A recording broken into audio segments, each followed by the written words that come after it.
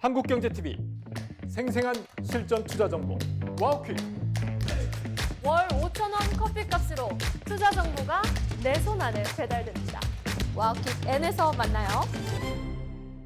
네, 새해 시장은 늘 두 얼굴입니다. 기대감은 커졌지만 지금 들어가도 되나라는 불안도 동시에 커지고 있습니다. 시장은 오늘도 새 역사를 썼습니다. 누군가는 수익을 내고 누군가는 상대적 박탈감을 느끼는 상황이죠. 그래서 오늘은 흥분이 아닌 원칙으로, 감이 아닌 흐름으로 2026년 투자의 첫 기준을 다시 세워보겠습니다.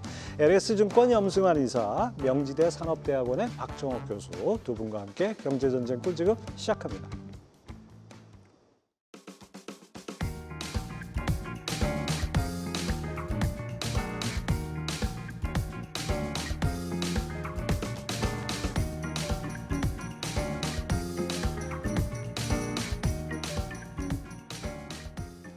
네, 시청자 여러분 새해 복 많이 받으시기 바랍니다. 오늘 새해 첫 방송에 두 분꾼 모신 것도 저희도 영광으로 생각합니다. 어서 오십시오. 네, 안녕하세요. 네, 오늘 시장이 또 새 역사를 썼다라고 표현해야 될 것 같은데요. 먼저 두 분 한 말씀씩 주신 거 살펴보도록 하죠. 염승환 이사님은 2025년은 재평가의 시작, 2026년은 진화의 시작 이렇게 주셨어요. 그러니까 이제 25년도를 우리가 이제 돌이켜 보면 코리아 디스카운트가 드디어 좀 해소된 원년 아닌가 네. 이런 좀 생각. 재평가라 그러죠. 보통 우리 한국이 지난해 코스피가 75% 올랐거든요. 네. 정말 역대급 상승인데 S&P 500이 지난 3년간 20%, 작년에 15, 16 정도 올랐는데 그냥 한 번에 다 올라 버렸어요. 네. 코스피가 그걸 한 번에 다 메꿨다라고 생각하시면 되겠고, 결국 이제 재평가 뭐 여러 요인들은 있겠지만 재평가가 좀 시작이 됐고, 근데 우리 코스피의 고질적 단점이 이렇게 뭔가 좀 재평가 한 번씩 되고 주식시장이 급등했을 때 이걸 유지한 적이 좀 별로 없어요. 다음에 좀 잘 그렇죠. 버티다가 그랬었죠. 다시 원위치 되고, 그래서 이제 국장을 안 하려고 하시는 분들이 좀 상당히 많았죠. 결국 되돌이다. 되돌림표가 좀 되는 건데, 근데 올해 중요한 거는 사실 그래서 26년이 너무 중요할 것 같아요. 이렇게 작년 재평가를 잘 받았는데 이게 또 일장춘몽 진짜 되면 안 되거든요. 그잖아요. 예, 그런 것처럼 결국엔 이제 올해는 이걸 유지하면서 가야 되는 건 결국 진화가 돼야 된다. 한국 증시가.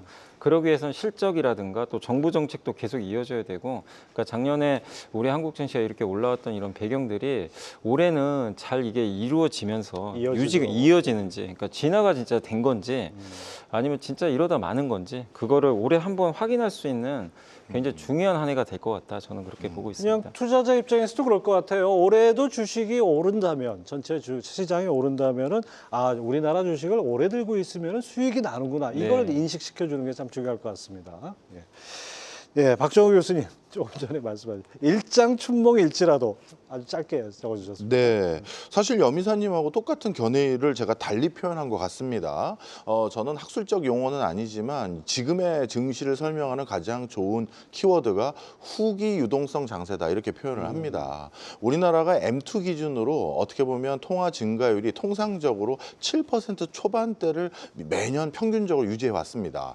2014년도, 2019년도 그리고 코로나19 기간 동안에만 아주 극히 이례적으로 10%대까지 올라간 적이 있습니다만 원래는 7% 초반인데, 그런데 작년 한 해 우리나라 M2 통화 증가율이 8% 후반이었거든요. 네. 그러니까 예년에 비해서 2%포인트 가까이 상승한 수치인데요. 이거는 통화량 수치에서는 어마어마한 흐름입니다. 이런 유동성이 부동산으로 흘러가려 했는데 다양한 규제로 막히고, 그리고 코인 시장도 주춤하고 이런 상황에서 대거 우리나라 증시나 미국 증시로 몰려간 게 사실이고요. 그러다 보니까 증시가 OECD 국가들 중에서 가장 높은 상승률인 70%에 육박하는 수준의 상승률을 보였습니다. 그런데 이런 상승률 뒤에 이런 것들이 견조한 흐름으로 이어지면서 그다음 상승 랠리를 이어간 것이 아니라 방금 염이사님께서 말씀해 주신 것처럼 곤두박질 쳤던 적이 우리 증시에서는 너무나도 많았습니다. 네. 자, 그러면 그런 우려 때문에 우리는 소극적인 투자를 해야 되느냐? 사실 또 역사가 우리가 증명해 주는 건데요. 이게 설사 그 뭐랄까요 과열이라 하더라도 이런 증시에도 나름대로 투자할 수 있는 요소들 요인들은 굉장히 많았다라는 걸 우리가 기억하고 있습니다. 네. 그래서 이것이 설사 일장춘몽이라 하더라도 부정적으로 평가해서 그렇다 하더라도 증시에 지금은 관심을 둬야 될 이유들이 차고 넘친다 이런 뜻입니다. 예. 지금 말씀 들어보니까 예전에 뭐 90년대 닷컴 버블 시절에 예. 그린스펀 얘기도 떠오릅니다. 비이성적 과열이라고 경고를 했는데 그로부터 한 3배, 4배 올랐죠? 나스닥이 거의 4배 오른 걸로 기억을 하는데 거품은 경계해야 되지만 또 이걸 너무 무시해서는 수익 기회를 놓친다는 점, 또 일장춘몽일지라도라는 말씀에 담겨 있는 것 같습니다. 네, 한국경제TV 유튜브 채널로 오셔서 여러분들의 투자 고민을 채팅창에 남겨주시면 고민을 해결해드리는 시간을 갖도록 하겠습니다. 네, 증권가에서는 1월 흐름이 한 해의 방향을 보여준다는 말이 있습니다. 그렇다면 2026년 첫 거래일 두 분은 오늘 장에서 가장 먼저 확인한 신호가 무엇이었는지 이게 궁금합니다. 먼저 염 이사님, 어떤 신호를 보셨습니까? 그러니까 어떤 기업이 가장 강할까 그걸 좀 봤는데 아침에 딱 보고 나니까 삼성전자인 것 같더라고요. 네. 딱 답이 나왔고, 근데 삼성전자 그럼 파트너가 누가 될까? 그러니까 이제 작년에는 그래도 뭐 조방원도 같이 가고 뭐 이런 적이 있는데 오늘 파트너는 사실 그동안 이제 아우들이죠. 이 반도체 소부장이 못 갔거든요. 예. 근데 아우들을 다 끌고 가버리더라고요. 그래서 그렇죠. 오늘 보면 뭐 원익 IPS가 거의 20% 가까이 폭등을 하고 그런 부분이 나왔고, 그리고 항상 1월에 우리가 봐야 될 거는 그 사실 우리가 반도체는 테마로 보진 않잖아요. 하나의 큰 산업인데 보통 이게 테마주들이 움직이는데 그해 초반에 이렇게 강했던 테마가 계속 이어가는 경우가 되게 많았는데 오늘 보니까 로봇과 우주항공 쪽이었던 것 같아요. 그걸 딱 보면서 아, 시장에 여전히 피지컬 AI 관심이 많고 특히 스페이스X 관련해서 올해 상장 이슈가 좀 있다 보니까 예. 오늘 우주항공주들이 굉장히 세게 움직였거든요. 그러니까 테마에서는 로봇과 우주가 좀 주도를 하겠다. 그러니까 결국 반도체, 로봇 우주 거기에 이제 물론 좀 약간 짧은 시각일 수도 있지만 이번 주 이제 일요일 날 그 대통령이 방중을 하죠. 예. 예, 그러니까 중국 소비주도 좀 강했던 것 같아요. 뭐 엔터나 드라마 이런 그렇죠. 좀 한알령 해제, 예. 예, 그것도 하나의 이제 테마가 될 것 같아서 저는 확인한 게 아, 오늘 어떤 업종이 좀 움직였고 어떤 테마가 좀 강했고 그걸 보면서 아, 일단 올해 1분기는 이들이 좀 주도하겠구나 그걸 좀 느꼈습니다. 예. 박정우 교수님은 어떤 신호를 읽으셨습니까? 예, 저도 SK 하이닉스와 삼성전자부터 챙겨서 봤습니다. 사실 작년 한 해를 비롯해서 최근 2, 3년 동안, 2년 반 동안 있었던 흐름이요. 우리나라 코스피에 상장되어 있는 회사들 대부분 수출해서 성적표가 잘 나와야 주가도 견조하고 회사 실적도 잘 나오는 것인데요. 그런데 지난 2년 반 동안 우리나라 수출 증가율을 보면 반도체는 견조한 흐름을 이어갔습니다만 반도체를 제외하고는 사실 2년 반 동안 수출 증가율이 마이너스였거든요. 그래서 내년도, 즉 올해라고 해야겠네요. 2026년도 증시의 향방은 결국 또 반도체가 좌우하겠구나라는 생각을 갖게 됐고요. 또 우리나라 시총 1, 2등 회사가 또 반도체이기 때문에 지수 역시도 반도체만 쳐다보면 되겠다 생각했는데 야, 오늘 첫 거래일 날 삼성전자 그 묵직한 회사가 7% 이상 상승하는 걸 보고 역시 시장은 저랑 비슷하게 또 전망하시는 분이 많았구나 예. 이렇게 생각을 했습니다. 예. 그리고 또 한 가지 저도 여미사님하고 똑같은 생각인데요. 이제 중국이 우리보다도 일본에게 확실한 어떤 레슨을 주기 위해서 일본에게 압박하고 있는 것들을 굉장히 쉽게 풀 생각이 없어 보입니다. 지금 미국과 중국 간의 패권 전쟁이 점점 가중되면서 동남아시아를 비롯해서 많은 중동 국가도 마찬가지고요. 양쪽에 어디에 줄을 서야 되는 거야 기웃기웃하고 있는 많은 국가들에게 일벌백계 형태로 어설픈 행위를 했었을 땐 중국이 철저히 응징한다라는 걸 지금 보여줘야 되거든요. 그런데 이럴 때 중국이 자주 하는 방법이 한쪽을 응징만 하는 게 아니라 다른 누군가에게 굉장히 많은 페이버를 같이 주는 걸 많이 합니다. 예전에 홍콩에서 어떻게 보면 진짜 중국 본토에 대한 저항감, 반발 의식이 높아졌을 때 그때 일부러 중국 정부에서 마카오에 굉장한 많은 페이버를 줬었거든요. 근데 이번에 잘하면 이 일본의 본보기를 보여주는 형태로 한국에게 뭐 중국인 관광객들을 한국에 몰아준다라든가 한국의 어떤 내수의 기반이 될 수 있는 많은 페이버를 줄 수도 있는 여지가 충분히 있다고 생각이 들어서 저는 오히려 상장되는 투어 회사들 관광회사들 주가 흐름이나 이런 거 좀 모니터를 해봤었습니다. 네. 두 분 공통적으로 이 중국이라는 변수 그동안은 상당히 좀 부정적으로 많이 다가왔는데 이번 대통령 방중을 계기로 뭔가 모멘텀이 될 수도 있다는 점 여러분도 주목하시기 바랍니다. 자, 작년 우리 시장 지표만 놓고 보면 분명한 강세장입니다. 2,400대에서 연말 4,200대까지 올라가고 오늘 4,300까지 뚫었습니다. 이런 상승을 만드는 핵심 동력이 무엇인가? 정말 여러 가지 꼽을 수 있는데 아까 잠깐 얘기를 해주셨는데 뭐라고 할 수 있을까요? 그리고 2026년은 어디까지 갈 거라고 보시는 거예요? 근데 이거는 그냥 이제 우리가 주가 공식 중에 하나가 EPS 곱하기 PER이라는 예. 공식이 있잖아요. 이거를 이제 잘 분해해 보시면 답은 다 나와 있는데 EPS는 주당 순이익이죠. 그러니까 이익과 이 주식수로 나눈 거잖아요. 근데 이제 일단 이익은 뭐 아시겠지만 작년 9월부터 갑자기 삼성전자 하이닉스의 영업이익 추정치가 급격히 상승합니다.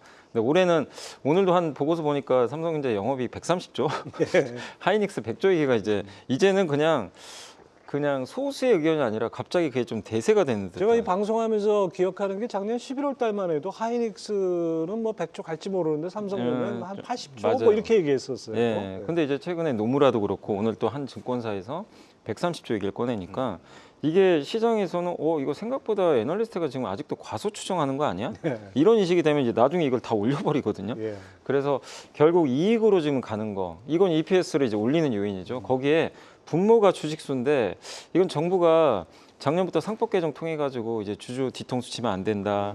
그래서 주주 권익을 좀 보호하는 그런 정책들을 계속 내놓고 이게 올해도 안 바뀌겠죠. 작년부터 계속 이어지고 마지막 이제 정점이 자사주 의무 소각 법안이잖아요. 아마 1월 중에 아마 이걸 통과시킬 거란 얘기도 나오는데 결국 이 밑에 분모를 없애주는 이제 공급을 줄이는 정책이죠. 그럼 EPS가 예상보다 지금 훨씬 많이 올라갔는데 여기 한 가지 그럼 도대체 몇 배 곱해야 되냐? 우리 한국 증시는 미국이 23배 받고 그다음에 일본이 14배 받더라고 PER이. 네. 근데 한국이 이제 오늘 올라서 한 10.6배인가 8배 정도 되는 것 같아요. 아직 11배도 근데 아직 11배도 너무 이익이 좀 많이 늘어나다 보니까 근데 이거는 꼭 이게 10배가 싸냐 20배가 비싸냐 이거는 사실 별 의미가 없어요. 그렇게 따지면 한국은 맨날 올라갔어야 되는데 못 갔잖아요. 근데 PER을 결정하는 거는 저는 여러 요인들은 있겠지만 결국 수급이라고 보거든요.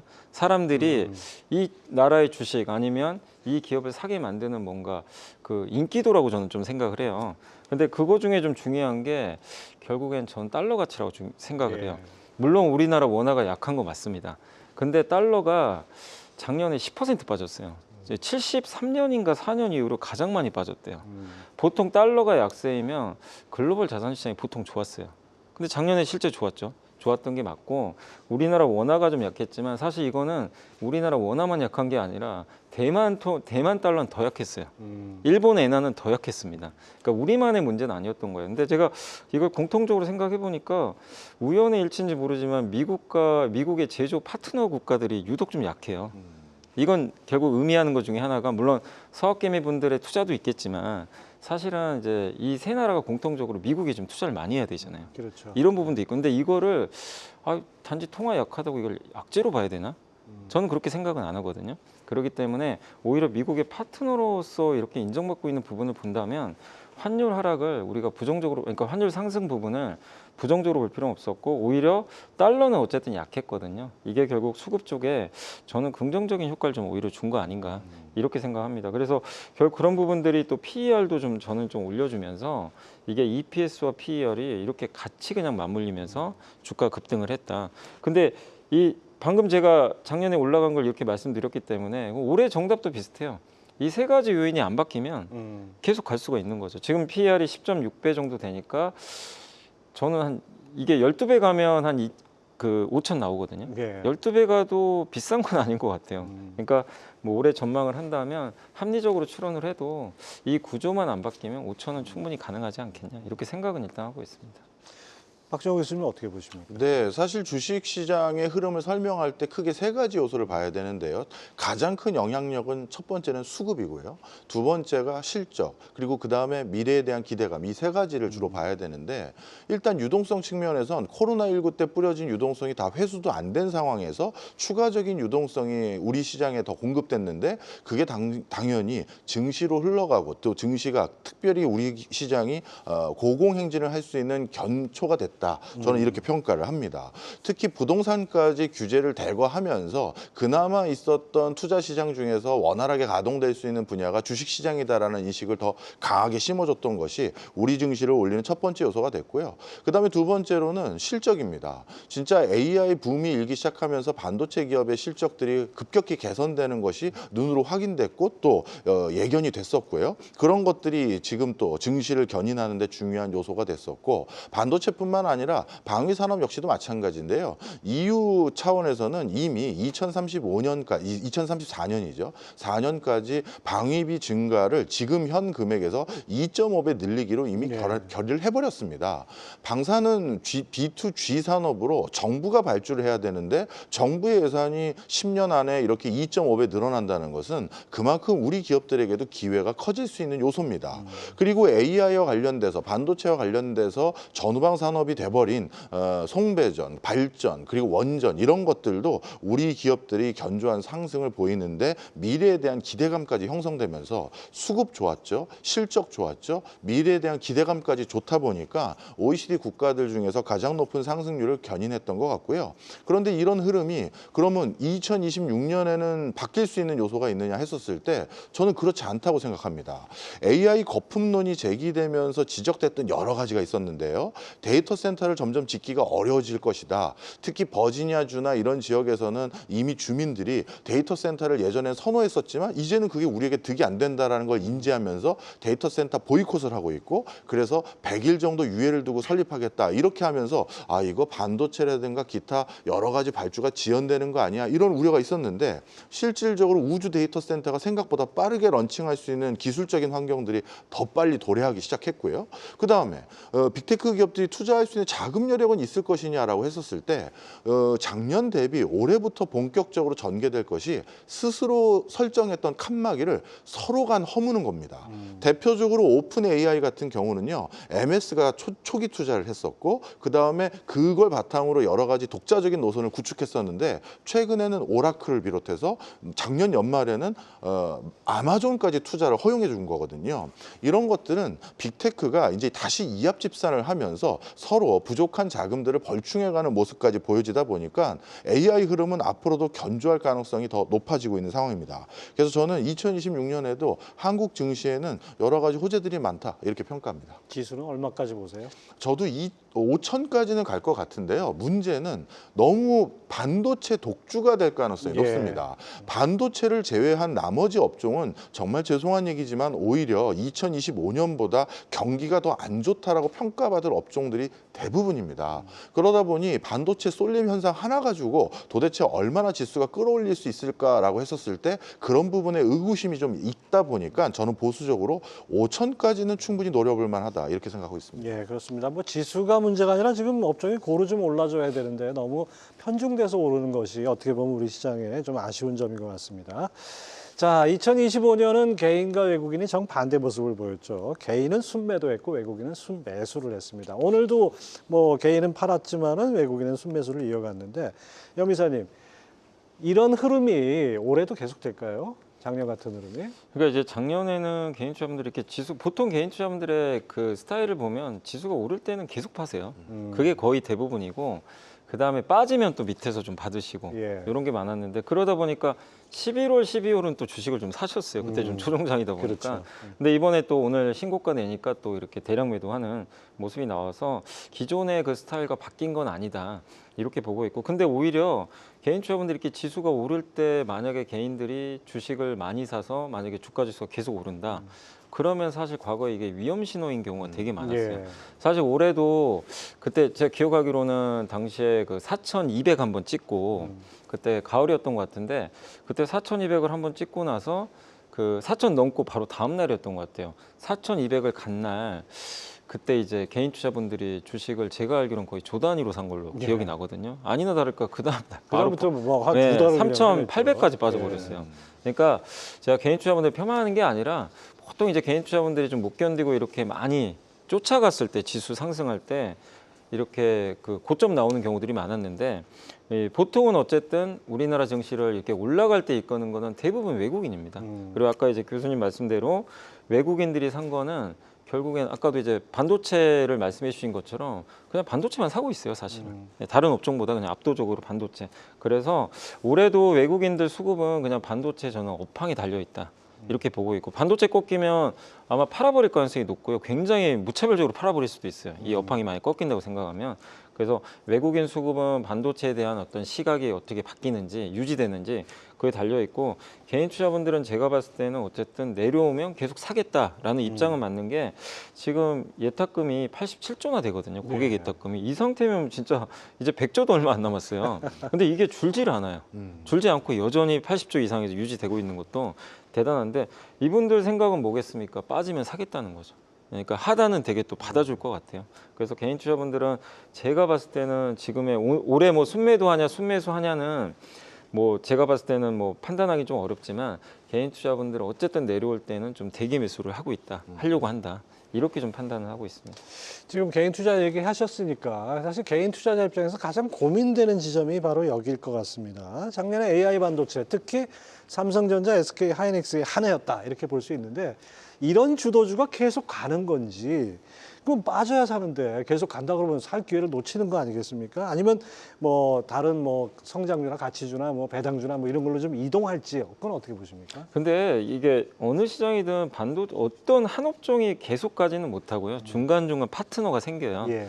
그 파트너가 이제 누가 될지는 우리가 모르지만 일단 저도 지금 반도체가 당연히 계속 주도한다고는 보는데 반도체 파트너가 어디가 되느냐가 좀 관건인데 저는 개인적으로 바이오로 좀 보고 있어요. 시가총액 규모로 봤을 때. 네. 그러니까 이제 로봇이나 아까 말씀드린 우주도 있지만 거기는 시총이 좀 작아요. 그래서 반도체 파트너의 이 체격이 안 맞아요. 그렇죠. 그래서 그걸 할 수 있는 업종이 뭐가 있을까? 옛날에는 뭐 2차 전지도 있었지만 지금은 2차 전지가 쉽지 않다 보니까 그래서 저는 개인적으로 반도체 혼자 올라가는 거는 오히려 이게 나중에 역효과 생길 수 있거든요. 그렇죠. 반드시 네. 파트너가 필요한데 그 완충제 역할을 하면서 계속 이제 파트너로 가질 수 있는 업종은 바이오고 또 그렇게 보는 배경 중에 하나가 바이오 하면 우리가 옛날에 그냥 꿈만 봤는데 작년에 기술 수출 진짜 많이 했잖아요. ABL 바이오 같은 경우는 작년 초에 그 영국의 GSK의 4조, 예. 그 다음에 올해 연말에 일라이릴리의 3.8조인가요? 8.9조. 요거를 어쨌든 수주를 따낸 거죠. 기술 수출해가지고 실제 성과가 나오고 있고, 그 다음에 오늘 굉장히 또 이재명 대통령이 얘기를 하셨죠. 이제 중소기업, 그러니까 대기업도 중요하지만 중소기업과 벤처기업들이 활성화돼야 된다. 그걸 되게 강조하시더라고요. 근데 그거를 활성화하는 방법은 코스닥이 살아야 돼요. 예. 근데 코스닥은 바이오거든요, 사실은. 그렇기 때문에 그걸 본다면 바이오가 하나의 좀 파트너가 되면서 저는 어쨌든 반도체도 가고 바이오도 같이 가는 이런 그림이 좀 나오지 않을까. 그러니까 혼자만 가지는 않을 걸로 생각은 하고 있어요. 그렇죠. 그냥 시장을 끌어가는 거는 뭐 앞서거니 뒤서거니 뭔가 경쟁이 있어야지 더 좋아지는데 혼자 독주하는 건 바람직하지 않을 것 같습니다. 자, 박정호 교수님. 네. 이렇게 우리 시장 많이 떴지만은 사실 서학개미 열풍도 여전했습니다. 네. 작년에 뭐 미국 주식 순매수가 47조 원대다 이런 보도도 나왔었는데 이게 좀 크게 봐서 단순히 어떤 그 미국 주식 선호 국장 깊이인지 아니면은 우리나라 산업이라든지 환율이라든지 뭐 시장 구조라든지 이런 것이 종합적으로 반영된 거지 어떻게 봐야 될까요? 네, 사실 여러 가지가 종합적으로 반영된 것은 분명한 현상입니다. 그럼에도 불구하고 우리 증시에 여러 가지 뭐랄까요 호재들이 확인되고 그리고 지속적인 모멘텀이 확인되면 돈에는요 감정이 없고 국적이 없거든요. 그러면 이 서학개미로 몰려갔던 자금들이 다시 국내로 들어올 수 있는 유인은 충분하다. 저는 이렇게 판단하고 있는데요. 특히 최근 들어서 우리 증시를 설명하는데 중요한 변수로 대두되고 있는 게 바로 정책 이슈입니다. 예. 사실 코로나19 이후 거의 2천만 명에 육박하는 전 국민이 주식시장에 참여하고 있는 시장이 우리 증시가 되다 보니까 이제 정치권에서 증시를 챙기기 시작한 게 코로나19 뒤부터입니다. 그래서 미국처럼 마치 어떤 큰 선거를 앞두고 종합주가지수가 주춤하면 이거 선거의 악재다 이렇게 판단하기 시작한 게 요 근래 들어서입니다. 그렇죠. 실제 작년 2025년도만 하더라도요. 그나마 내수에서 약간의 회복의 기미가 보여졌던 가장 큰 이유가 증시가 상승해서 그걸로 인한 투자 소득이 좀 생긴 것이 국내 내수 활성화에 일부 부분적으로 기여한 게 있었습니다. 우리가 근로소득 가지고는 일회성 소비, 즉흥적인 소비를 하기가 어려워요. 예. 하지만 투자 소득이 생긴 것은 그런 것들로 흘러 들어갈 수 있는 요인이 좀 되다 보니까 작년도도 내수를 살리는데 일부 기여를 했는데 올해 2026년에도 내수는 극히 어려워질 가능성이 높은 상황에서 특히 많은 사람들이 증시에서 생기는 투자 소득에 대해서 관심이 높은 상황, 이것을 5월 달에 선거를 앞두고 모른 척할 수는 없는 노릇이거든요. 그렇다면 정부 입장에서도 상법 개정안에 대한 후속 조치 등 또는 시행령, 시행규칙 등에 대한 후속 조치들을 더 빨리 강행해서 증시를 부양하려는 목소리를 더 많이 낼 수 있는 요소가 돼버리고 있습니다. 그렇게 됐었을 때 그런 모멘텀이 반도체를 중심으로 한 일부 업종이 호황을 보이는 것과 맞물려서 오히려 서학개미로 나가 있는 것보다 들어오는 게 수익이 더 좋겠는데라고 생각하면 그런 자금들은 굉장히 발빠르게 한국 시장으로 돌아올 수 있다. 저는 그렇게 판단하고 있습니다. 예, 좀 그랬으면 좋겠습니다. 자, 그다음에 또 투자 방식의 변화가 눈에 띄는데요. 흥미로운 것이 이재명 대통령이 코덱스 200하고 코덱스 코스닥 150 ETF 투자를 한다고 전에 보도가 됐었죠. 근데 여기서 상당히 의미 있는 수익을 냈다는 얘기가 또 나옵니다. 대통령도 이렇게 패시브 투자를 하는 시대. 이게 뭔가 시사하는 바가 있을 것 같아요. 예, 그러니까 일단 패시브 투자가 사실 액티브 투자를 앞선 지는 한참 됐죠. 예. 지금 뭐 굉장히 작년이 특히 예, 그랬죠. 예, 맞습니다. 그리고 요즘 뭐 ETF 투자는 사실 웬만한 분들은 거의 다 하시는 걸로 아는데 이게 이제 간편하잖아요. 그리고 ETF가 어쨌든 좀 장점은 뭐냐면 적은 비용으로 펀드는 조금 비용이 좀 예. 나가잖아요. 근데 적은 비용으로 내가 실시간으로 매매를 할 수 있고 빨리 의사결정을 또 할 수 있어요. 사고 팔 수 있으니까. 네, 맞습니다. 그리고 거기다가 이런 좀 이제 개별 기업은 이게 좀 단점이죠. 내가 어떤 AI의 사이클을 제대로 예측을 했어요. 근데 중요한 건 그럼 도대체 뭘 사야 되나? AI 사이클은 내가 그렇죠. 분명히 가는데 기업이 한두 개가 아니고 그러니까 우리가 3년 전으로 한번 돌아가 보세요. 그때 챗GPT 처음 나왔을 때 미국의 유명한 그 AI 기업들이 있었죠. 그때 뭐 반도체 기업도 엔비디아 사신 분 아니면 구글 투자하신 분 알파벳 정말 행복하죠. 만약에 인텔을 투자했다면 진짜 이거는 거의 충격적인 결과고 나는 AI를 제대로 예측했는데 인텔 투자해가지고 주가가 이렇게 되면 반토막이 난 거죠. 그래서 근데 ETF는 그런 게 없거든요. ETF를 내가 뭐 예를 들면 필라델피아 반도체 지수에 투자했거나 미국 그 나스닥 100에 투자를 했다면 인텔이 이렇게 몰락을 해도 그거는 그만큼 비중이 빠지지만 다른 기업이 그걸 채워서 예. 올려버려요. 예. 그래서 지수 투자, 이 워런 버핏도 이제 은퇴하셨지만 옛날에 얘기했던 거는 개인 투자자는 딴 거 하지 말고 ETF만 해라. 예. 그 S&P 500에 투자해라. 이 얘기를 하셨거든요. 그게 결국엔 그런 그 손실, 그러니까 내가 기업을 잘못 투자했을 때 그런 리스크를 좀 줄여주는 효과가 있기 때문에 그래서 정말 내가 주식 투자 재밌고 공부 열심히 하시고 기업 분석하는 게 재밌는 분들은 당연히 개별 기업 하는 게 훨씬 수익률은 더 좋아요. 좋지만 그게 어려운 뭐 직장인분들이라든가 근데 내가 분명히 트렌드는 알 것 같아요. 어느 산업이 커질 것 같고 그런 거를 좀 정확하게 잘 트렌드 분석하시는 분들은 오히려 이런 패시브 투자가 훨씬 유리할 수 있다. 그리고 우리나라 이제 특히 코덱스 200이나 뭐 타이거 200 같은 이런 이제 ETF는 어쨌든 반도체입니다. 반도체가 30% 넘게 그렇죠. 들어가 있어요. 그러니까 반도체 좋아 보인다? 사실 그냥 우리나라 지수 ETF 투자하는 것도 그냥 반도체 투자하는 거랑 저는 거의 같다고 생각을 하거든요. 그래서 그런 면에서 이런 투자가 저는 이런 투자 유행이 쉽게 바뀔 것 같지는 않다. 이렇게 생각을 하고 있습니다. 그렇죠. 작년에 뭐 이 패시브 투자가 훨씬 더 효과적이라는 걸 우리가 봤기 때문에 또 이런 흐름은 계속갈 것 같습니다. 하지만 박정희 교수님, 체감 지수는 이제 4,300인데 이 체감 온도는 뭐 운목과 아랫목이 확연하게 차이가 납니다. 그렇죠. 수익 인증하시는 분들 꽤 많은데 왜 내 계좌는 그렇게 많이 났을까? 이 새해 첫 장을 보면서 또 개인 투자자들이 절대 하지 말아야 될 실수, 뭐 반대로 또 해야 될 행동 이런 것들이 있다면 어떤 게 있을까요? 네, 사실 시장의 불안감이 높은 건 사실입니다. 방금 말씀 주신 것처럼 이 체감 경기가 정말 안 좋습니다. 일부 업종을 제외하고선 지금 경기가 좋다라고 장담할 수 있는 업종이 별로 없습니다. 이렇게 됐었을 땐 우리가 어떤 현상이 전개될 가능성이 높으냐 하면요. 쏠림 현상이 특정 종목에 굉장히 일어날 가능성이 높은 겁니다.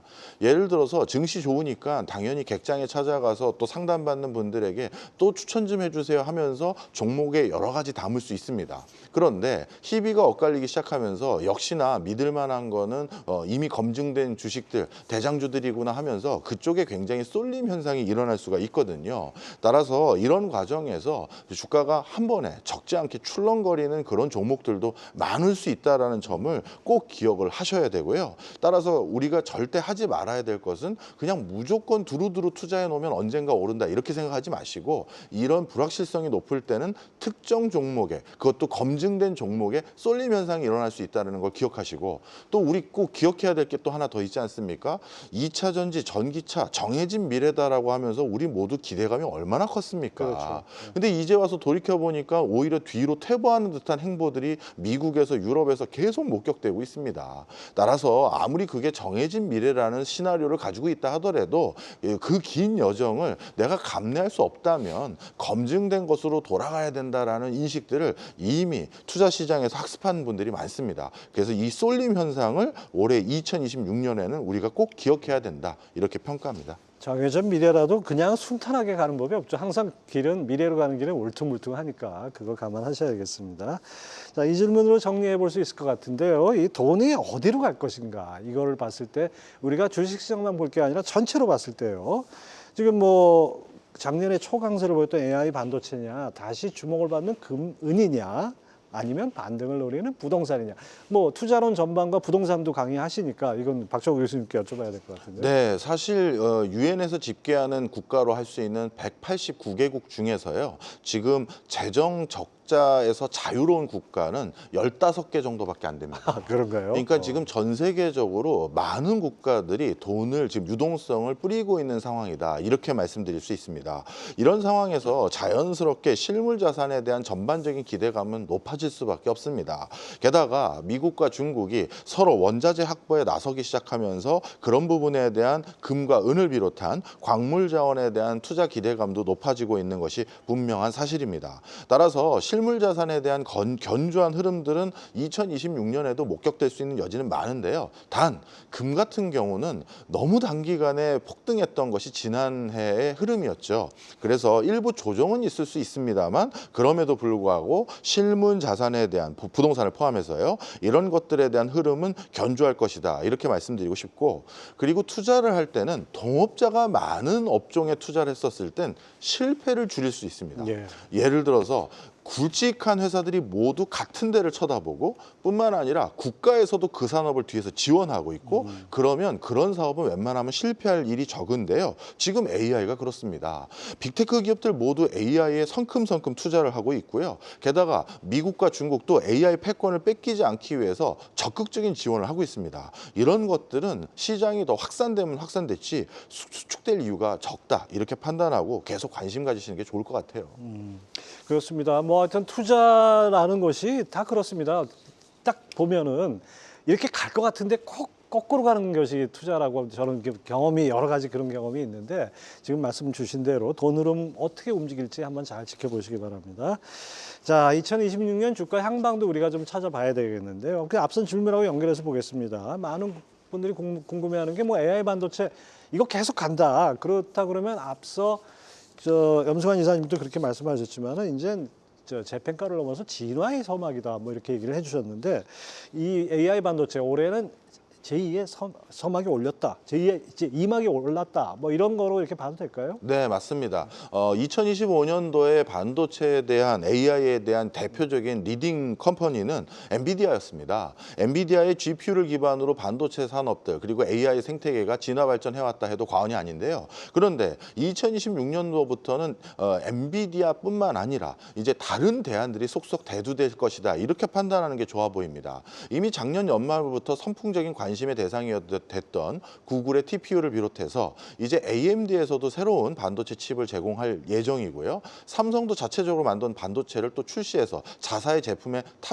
직접 사용을 할 예정입니다. 이처럼 각각의 자사들이 각각의 어떤 비즈니스 모델에 맞는 반도체를 직접 설계해서 어딘가 새로 발주하거나 어떻게든 활용할 수 있는 여지가 점점 넓어지고 있는 상황인데요. 그러다 보니까 이제 AI와 반도체 시장은 엔비디아의 독주 체제에서 벗어나서 다양한 형태의 진화 발전이 생기는 형태가 이막의 시장으로 우리가 확인될 대목이다. 저는 이렇게 평가하고 있습니다. 예, 하여튼 AI 반도체 2막이라고 올해는 뭐 많은 분들이 전망을 하시기 때문에 여러분들도 참고하시기 바랍니다. 자, 주도주가 만일 바뀌는 국면이라 그러면 종목보다도 어떤 기준으로 삼느냐 이게 중요할 것 같은데요.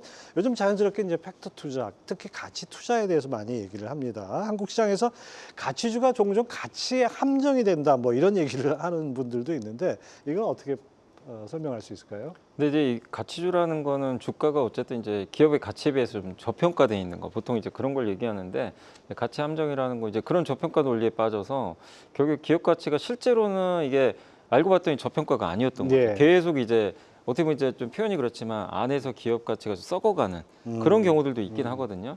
그러니까 그런 업종들을 내가 그냥 단지 싸다고 했을 때 투자했을 때는 굉장히 낭패 보는 경우들이 많습니다. 예. 그래서 결국 중요한 건 제가 이제 가치주라는 것도 사실은 뭐 삼성전자 하이닉스도 옛날에 가치주였죠. 어떻게 보면 예, 되게 항상 이제 사이클 타고 예. 그런 가치주였는데 그런 것들이 언제쯤 이제 모멘텀을 받아서 성장주로 바뀔지 그런 포인트들을 항상 이제 공부를 하고 준비를 해야 되기 때문에 사실 좀 어렵죠. 예, 어려운데 어쨌든 이 가치주의 장점은 가격이 싸다는 또 장점은 있거든요.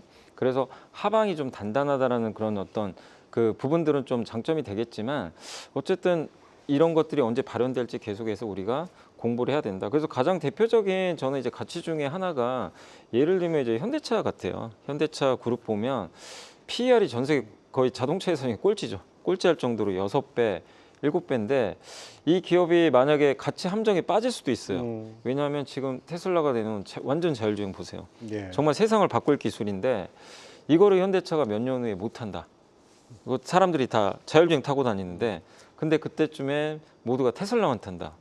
그러면 지금 현대차 주가는 싼 게 아니라 엄청 비싼 거죠. 그렇죠. 지금도. 그게 이제 가치 함정인데 그걸 알 수는 없는 거죠. 없는 거지만 어쨌든 그래서 우리가 계속해서 추적을 하는 거고 다만 어쨌든 현대차가 지금 하고 있는 그런 사업 구조나 이런 걸 보면 테슬라를 따라가기 위해서 굉장히 지금 노력을 하고 있고 이제 다음 주에 CES 2026이 열리는데 거기서 로봇도 공개할 거고 자율주행 기술도 공개하고 앞으로 5년 동안 엔비디아 GPU 5만 장 받거든요. 예. 그거 가지고 호송세월 보낼 것 같지는 않아요.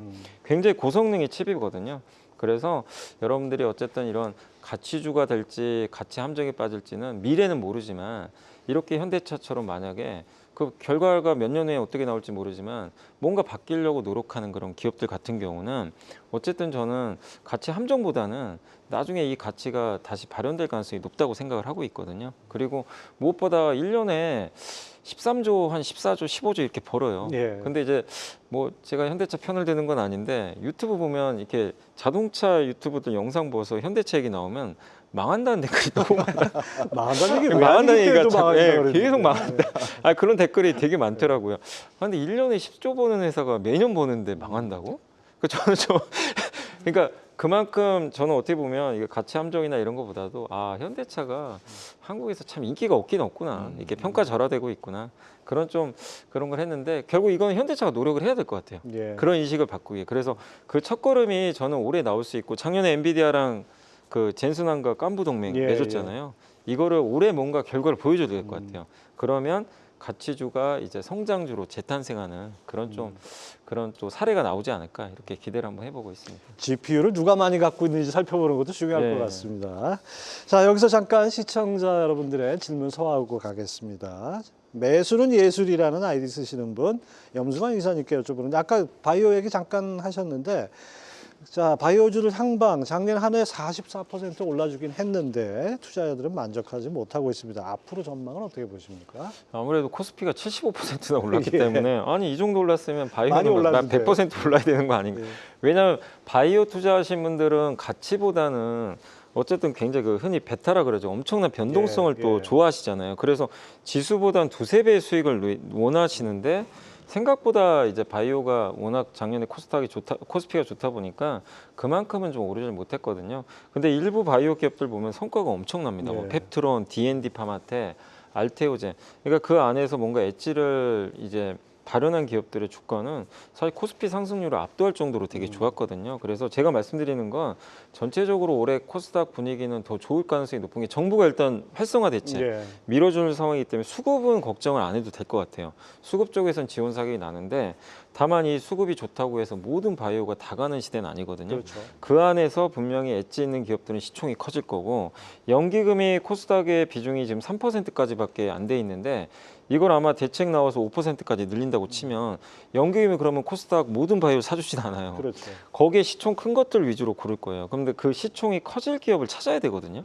그러니까 계속해서 바이오 기업 중에서도 기술 수출 잘할 수 있는 그런 검증된 기업들 이런 기업들을 내가 잘 들고 있다면 뭐 어쨌든 작년에 뭐 많이 올랐으니까 뭐 나는 좀 이익 실현하겠다 이거보다도 올해는 수급까지 받쳐주니까 근데 내가 코스닥의 바이오를 갖고 있는데 이게 뭔가 좀 이게 싹수가 잘 안 보인다. 뭔가 아직은 좀 멀어 보인다. 뭐 그런 기술 수출이나 그런 기업이 있다면은 그런 기업을 좀 장기간 가져가시는 것보다는 그런 기업도 오르긴 할 거예요. 일단은 코스닥이 좀 살아나면.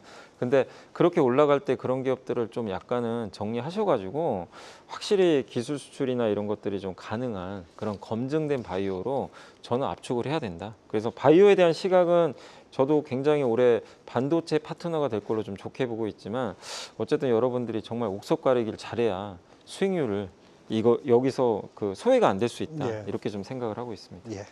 자, 아울러서 곽춘발이라는 아이디 쓰시는 분. 자, 박정호 교수님. 환율이 좀 내려갔다고는 하지만 여전히 높은 수치입니다. 올해는 좀 내려갈까요? 1,300원대는 안 올까요? 이렇게 여쭤보셨습니다. 네, 안타깝게도 올해도 환율대는 1,400원대에서 뛰놀 가능성이 굉장히 높습니다. 예. 물론 작년 연말처럼 1,500원 이러다 터치하는 거 아니냐라는 불안감에서는 한 발 뒤로 물러난 수준에서 움직임이 있을 가능성은 높습니다만 1,300원 중후반대로까지 내려가는 것은 가능성을 그렇게 높이 보지는 않습니다. 1,300원 중후반대로 내려가는 가장 큰 요인이 될 수 있는 것은요. 지금 올해 본격적으로 이제 전개될 미국 관세에 대해서 대법원 판결이 어떻게 나느냐 이런 것들 그리고 미국 연준의 정책 기조가 어떻게 되느냐 이런 것들이 조금 맞물려 준다면 1,300원 후반대도 갈 수는 있을 가능성이 있습니다만 이건 정해진 건 아니니까요. 그래서 올해는 그냥 1,400원대에서 환율대를 우리가 예상하고 대응하는 게 적합하다. 저는 이게 나아 보이고요. 많은 분들이 저한테 또 이렇게도 물어보시더라고요. 그럼 박 교수님 예전처럼 1,100원, 1,200원대는 언제 오는 겁니까? 하는데 제가 좀 죄송한 말씀이지만 당분간에는 그런 시절로 돌아가는 건 기대하기가 정말 어려운 시국이 된 게 아닌가 저는 그렇게 판단하고 있습니다. 하여튼 구조적인 측면, 수급적인 측면, 그다음에 여러 가지 변수들이 한꺼번에 맞물려 있기 때문에 쉽게 내려가기 좀 어려운 국면인 것 같습니다. 자, 다시 주제로 돌아와서요. 아까 주도주로 올해를 이끌 주도주로 AI 반도체 또 바이오 얘기도 해주셨고 가치주 얘기도 해주셨는데 그 외에 또 눈여겨보는 섹터가 있으십니까? 그러니까 일단 이제 아직은 뭐 시장에서 그렇게 좀 많이 주목은 좀 받고 있지는 않지만 그래도 올해 좀 괜찮을 것들 이제 몇 개 좀 이렇게 생각해 본 건 물론 오늘 뭐 주가가 일부 올라간 것도 있지만요. 일단 저는 이제 자동차 쪽에서 그 자동차 부품 회사들 이 중에 오늘 사실 HR 만도가 주가가 상당히 많이 올랐어요. 근데 어떤 포인트가 있냐면 결국 자동차 부품 회사들이 휴머노이드 로봇을 만드는 그 제조 이 부분이 거의 좀 유사하다고 하더라고요. 자동차 부품 만드는 게 특히 전동화 부품. 그래서 현대모비스, HL만도 이런 기업들이 우리 로봇 사업 하겠다고 선언을 해버렸어요. 만드는 구조 자체가 부품과 비슷하기 때문에. 근데 이들은 돈도 잘 벌죠. 돈도 잘 버는데 이 자동차 부품 하면 항상 다 그렇죠. 가치주 영역이 좀 머물다 보니까 주가 좀 부진했는데 올해는 어쨌든 휴머노이드 로봇 시장이 더 커질 거고 이걸 주도하는 회사 중에 하나가 현대차가 될 가능성이 높거든요. 그러니까 현대차가 어떤 회사 제품을 부품으로 선택할지 모르지만 보스턴 다이내믹스에 납품할 그런 기업들이 계속 또 나올 수 있어요. 자동차 부품 회사 중에. 그렇기 때문에 저는 자동차 부품 회사 중에서 로봇 사업을 좀 하고 있는 기업들 한번 찾아보셔가지고 보시면 좀 좋을 것 같고 그다음에 아까 이제 박정희 교수님 말씀처럼 이게 한일령이 되게 오래 갈 것 같아요. 그냥 당장 끝날 것 같지는 않은데. 한한령도 사실 뭐 거의 10년 가까이. 근데 사실은 이제 중국에서는 한한령 내린 적이 없다고 하지만 엄밀히 따지면 한한령은 맞잖아요. 콘서트도 못 하니까. 근데 이번에 이제 대통령이 가셔가지고 어떤 결과가 나올지 모르지만 어쨌든 일본을 견제한다는 측면에서 한국에 좀 우호적일 가능성이 저도 있다고 생각하거든요. 그럼 이제 가장 기본적으로 수혜받는 것 중에 하나가 엔터가 될 가능성이 높다. 그렇죠. 그래서 특히 엔터에서는 저는 BTS가 또 3월 20일 날 컴백을 한다고. 하이브 주가가 요즘 움직이죠. 네, 벌써 발표를 했기 때문에 정말 이것도 이 하이브의 그러니까 이런 이제 BTS의 콘서트도요 어떻게 보면 보복 수요가 좀 있을 것 같아요. 3년 9개월 동안 콘서트 그렇죠. 못했어요. 그러니까 저는 굉장히 좀 놀라운 성과 나지 않겠냐 이렇게 생각하고 있고 또 하나가 호텔. 호텔도 중국인들이 이제 일본을 안 가고요. 그 중에 일본은 한국에 올 수밖에 없거든요. 그러면 호텔 수요가 지금도 호텔이 공급이 부족한데 더 공급이 부족해질 수밖에 없어요. 마치 지금 반도체가 주가나 가격, 그러니까 반도체 가격 오르고 주가 오르는 거는 사실 여러 이유가 있겠지만 결국 공급이 부족한 것도 하나의 원인이거든요. 이런 게 저는 서울 호텔에서도 펼쳐질 가능성이 상당히 높다고 봐요. 그래서 그 부분도 좋아 보이고 마지막으로 자산주 작년에 뭐 천일고속, 동행고속했지만 예. 그 기업들 하시라는 건 아니고 우리나라 이제 대표 자산주들이 있어요. 보통 유통사들이 좀 많아요. 건설사들하고 대형 건설사나 이 기업들이 땅을 많이 갖고 있는데 이게 서울 강남 고속버스 터미널, 동서울 고속버스 터미널 이런 거 다 개발 들어갈 가능성이 지금 상당히 높아진 것 같아요. 근데 가뜩이나 지금 돈 풀렸거든요. 돈 풀리면 땅 가치 올라갑니다. 자산 개발하면 당연히 개발 가치 올라가는데 이 산업들은요, 유통사나 건설은 이거 성장 못하니까 시장에서 그냥 평가 절하를 해버려요. 근데 이런 것들을 개발을 하기 시작하면 이 가치가 굉장히 붙을 수가 있거든요. 그래서 저는 자산주가 작년에는 너무 이제 그런 기업들이 좀 투기적으로 올라갔지만 올해는 한번 진짜 좀 대형사 중에서 대형 유통사가 되고 뭐 백화점 회사가 될 수도 있고 대형 건설사가 있는데 그런 뭔가 개발과 관련된 사업을 하는 그런 좀 자산주들을 한번 여러분들이 올해 한번 주목해 보시면 괜찮지 않을까 보고 그렇죠. 있습니다. AI 반도체 뭐 그다음에 바이오만 있는 게 아니라 자동차 부품이라든지 엔터주 그리고 자산주도 눈여겨보라는 그런 조언이었습니다. 자, 박정호 교수님 나오셨으니까 이 부동산 얘기 잠깐 좀 여쭤보겠습니다. 전문가들 사이에서 내 집 마련은 올 상반기에 하라 이런 조언도 나오고 있는데 그럼 지금이 제일 싼 겁니까? 네, 지역마다 좀 차이가 있겠습니다만 상급지라든가 준상급지로 분류된 것은 뭐 만약에 실수요자라고 하시면요, 매입을 서두르는 것이 나쁘지 않다 이렇게 판단을 합니다. 이 작년에 어찌해 보면 전 국민을 대상으로 의도치 않은 실험을 국가가 한 겁니다. 사실 부동산 시장을 설명할 때 많은 사람들이 가장 옥신각신했던 것들 중에 하나가 무리한 대출 땡겨서 투기적 수요가 부동산을 이끌고 있다 이런 얘기들 참 많았었잖아요.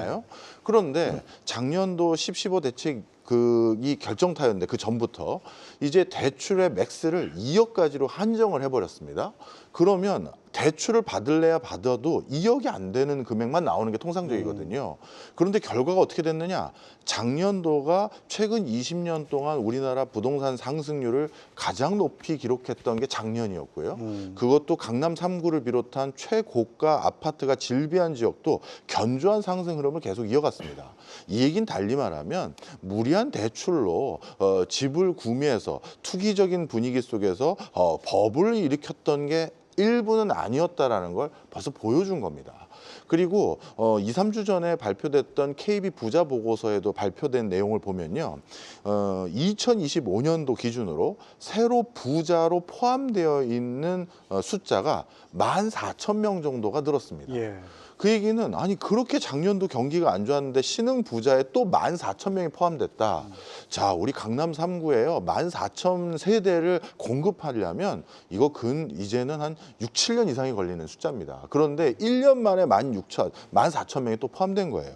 그래서 상급지에 대한 흐름은 2026년에도 견고한 흐름을 이어갈 가능성이 높다라는 게 참 불편한 진실인 것 같아요. 그 같은 부동산 시장도 점점 양극화되는 것이 더 심해지는 것 같습니다.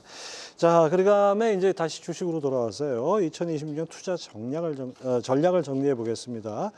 5,000피 기대감은 지금 뭐 과거보다 많이 커진 것 같은데 동시에 3대 리스크가 거론됩니다. 밸류 부담, 거시경제, 불확실성 부담, 그다음에 고환율과 공급망 변수 이렇게 되는데 올해 주식 투자에서 피해야 할 것이 있다면 어떤 걸 꼽을 수 있을까요? 일단 이제 밸류 부담은 저는 우리나라 증시에는 아직 해당은 안 되는 것 같아요. 한국은 좀 PR이 낮고 PBR도 낮기 때문에 일단 지금은 밸류 부담은 없지만 이제 그거죠. 가격 부담은 좀 있는 거죠. 너무 지금 단기간에 급등하다 보니까 반도체에 대한. 그래서 이런 좀 가격 부담은 있기 때문에 이거는 좀 조심을 하셔야 될 것 같아요. 지수 3,000대, 2,000대. 우리가 2,000대 진짜 10몇 년간 박스피에 갇혀 있을 때는 예. 1% 빠지면 20포인트예요. 2%면 40포인트. 근데 지금 4,000은요. 2% 정도 하루에 딱 빠지잖아요. 100포인트가 날아가 버립니다. 그러면 이제 포인트로 보면은 공포심이 들어요. 그렇죠. 옛날하고는 달라요. 세 자릿수가 움직이면 사실 예. 퍼센테이지는 얼마 안 돼도 맞아요. 불안한 게 예. 사실. 그러니까 이제 이런 거에 익숙해져야 된다는 거예요. 이제 4천 시대랑 2천 시대는 완전 다르거든요. 그래서 지수 레벨 자체가 다르기 때문에 여러분들이 그런 100포인트 빠지는 거에 대한 당연히 공포감 생겨요. 근데 그거에 너무 공포감 느끼지 마라. 이 말씀을 좀 먼저 좀 드리고 싶고, 그 다음에 이제 상반기는 뭐 대부분 이렇게 애널리스트 전망들 보면 상반기 그렇게 나빠 보이진 않는데 하반기가 좀 이제 걱정되는 게 지금 어쨌든 돈을 너무 많이 푸니까 이게 인플레를 계속 자극시킬 수 있거든요. 결국 상승장은 어떻게 다 끝났냐면 물가 튀어가지고 금리 오를 때 다 사실 끝나버렸어요. 근데 만약에 올해 하반기부터 미국 전망을 보면 올해 하반기에 물가 떨어진다고는 보지만 혹시라도 모를 이런 통화 정책에 의한 재정 정책에는 이런 인플레가 만약에 이어져 가지고 또 여기다 지금 반도체 가격이 오르지만 사실 우리가 21년도에도 뭐 그때 코로나 때 공급이 안 돼 가지고 물가 얼마나 튀었습니까? 그런 현상이 또 재현되지 말라는 법은 없거든요. 그래서 하반기에 우리가 좀 주목해야 될 거는 혹시 모를 그 물가 상승 이 부분 주목하시고, 그 다음에 또 한 가지 피해야 될 것 중에 하나가 IPO가 이제 활성화된다는 건 그만큼 시장이 좋다는 얘기인데 이게 또 불편한 짓인 게 IPO가 많으면요 증시가 공급이죠. 괴로워요. 수급이 괴로워져요. 꼬이는 거죠. 그래서 21년도 우리나라 화랑장일 때 기억하시겠지만 그때 카카오뱅크 예. 상장하고 뭐 크래프톤 상장하고 그 다음에 LG엔소 상장해서 그냥 시장이 망가져 버렸거든요. 근데 올해 하반기는 우리를 걱정할 건 아니고 미국이 걱정됩니다. 스페이스X가 1,100조, 거기다가 오픈 AI가 한 800조, 그 다음에 이제 엔트로픽이 한 500조 되는 것 같아요. 이거 세 개 합치면 2,500조 가까이 나오거든요. 이 기업들이 그냥 동시다발적으로 만약에 상장을 하면 미국이 아무리 큰 국가라고 해도 이게 수급 부담 생겨버리거든요. 그래서 올해 하반기에 좀 조심해야 될 거는 스페이스X가 혹시라도 이제 상장 일자가 잡힐 것 같은데 너무 큰 대여가 상장하면 시장은 불안해할 수밖에 없거든요. 오히려 증시에는 그게 좀 안 좋기 때문에 그 부분들은 올해 하반기에 좀 우리가 좀 계속 확인해야 될 좀 변수가 아닌가 싶습니다. 예, 그렇습니다. 아무튼 지수가 레벨이 높아졌기 때문에 같은 퍼센테이지도 변동폭이 크게 느껴질 수 있다는 거, 이게 적응해야 된다는 거 되게 인상 깊게 들었습니다. 자, 이제 오늘 이야기를 마지막으로 정리를 해보겠습니다. 2026년 새해 두 분께 여쭤볼게요. 하나씩만 꼽아 주십시오. 지금 사야 할 것 한 개, 피해야 할 것 한 개. 네. 지금 사야 될 것은 한국에선 반도체 관련 회사, 피해야 될 것은 로봇 테마주 아니면 무슨 AI 테마주. 테마주. 예, 왜냐하면요. 아직 로봇으로 완전히 전환된 거 아니라 그렇게 하겠다라고 비전을 제시한 거잖아요. 우리 다시 말씀드리지만 우리 2차 전지, 전기 자동차 꼭 기억하셔야 됩니다. 이게 산업이 웰메이드 되기 전에는 안심하셔서는 안 됩니다. 그렇죠. 그런 어떤 비전만 가지고 너무 투자하지 말아주셨으면 좋겠다. 이렇게 꼭 말씀드리고 싶습니다. 염승환 이사님도 정리해 주시죠. 저도 이제 반도체는 어쨌든 계속해서 1분기를 이끌 것 같기 때문에 계속해서 이렇게 주목을 좀 하시면 좀 좋을 것 같고, 그 다음에 이제 사실 피해야 할 게 마땅히 딱 떠오르진 않는데, 저도 그러니까 뭐 로봇이나 이런 걸 의미하는 건 아닌데 너무 이제 주가가 좀 많이 오른 상태에서 실제로 이제 좀 옥석가리긴 하자. 예. 돈을 이제 실제로 계속 못 버는데도 그냥 단순 테마로 올라간 기업들도 되게 많이 있거든요. 작년부터. 근데 그런 기업들은 아마 갖고 계신 분들도 어느 정도 인지는 하고 계실 거예요. 그래서 숫자를 한번 점검해 보시고 이렇게 아직까지 펀더멘털 안 좋은데 너무 기대감만 가지고 올라갔던 그런 뭐 기업이 있다면 그런 기업들은 1분기 시장 좋을 때 오히려 현금화하기 되게 좋거든요. 예. 그래서 그런 것들은 좀 한번 잘 고민해 보시면 좋을 것 같습니다. 결국 실적이 뒷받침되는 반도체를 두 분이 공통적으로 꼽아주셨고, 그 다음에 기대감으로만 이렇게 주가가 형성되는 이런 테마주는 좀 경계를 해야 된다, 이렇게 정리가 됩니다. 두 분 오늘 새해 첫날 감사합니다. 예.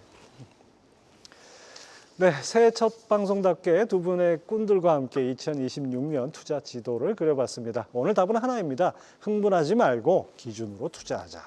돈은 늘 먼저 움직이고 시장은 우리보다 한 발 앞서갑니다. 중요한 건 따라가는 것이 아니라 흐름을 읽고 룰로 대응하는 것이라 할 수 있습니다. 오늘의 기준이 여러분의 투자 판단에 도움이 되길 바랍니다. 경제전쟁꾼 다음 주 금요일에 다시 찾아뵙습니다. 시청해주신 여러분 고맙습니다.